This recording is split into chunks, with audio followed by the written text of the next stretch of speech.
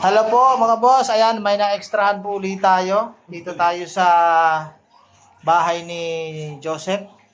Ayan, kung napapansin nyo, may pintura po yung sahig. Mapininturahan kasi yan ni Jocelyn, yung asawa ni Joseph.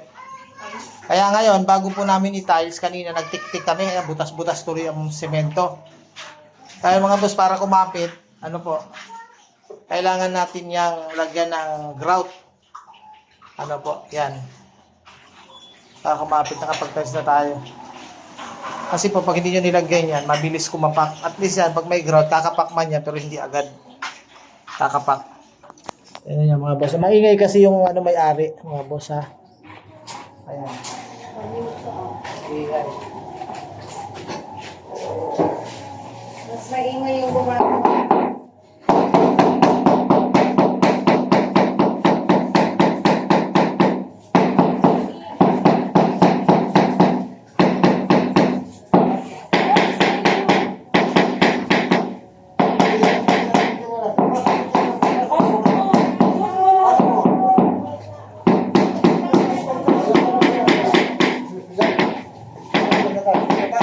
Doon na magluluto.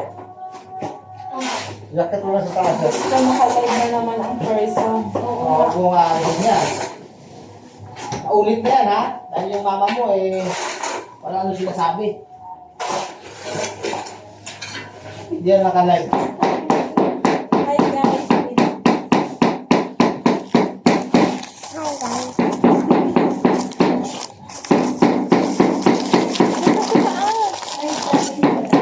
Ano na ano?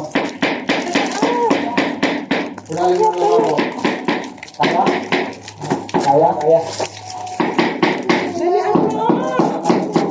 Kaya? Hindi pa tayo nakarating dyan. Hindi, yung pangsi mo. Yung pangsi mo. Hindi naman yung pangsi mo. Ha?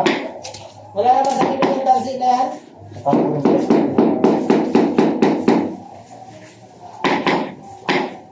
Wala tataas ba rin ko pa? Kasi tingnan mo. Ito ay, metro nga. Hagis na.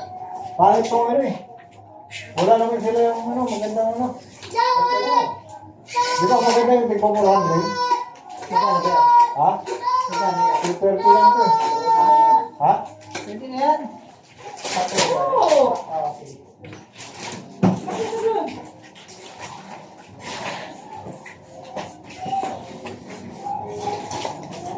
Okay. Omega.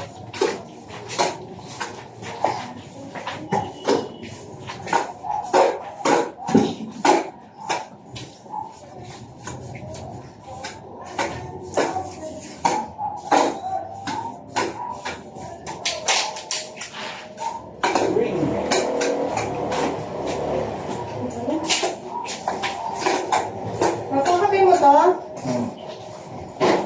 Huwag sa kape na ngayon ha. Wala kang kopi. Yakit mo lang kung ano. Gusto ko. Kukunin mo lang. Doon ka lang kasi maglilit sa taas. Jasmine! Wala ka bang pentel dyan? Pentel dyan. Guys! Pero kung hindi masyado makita yun. Guys! Kapis. Pentel pen! Wait lang pa. Yung tubig mo. Pentel! Pentel pen! Hello! Naglalag na naman ito na.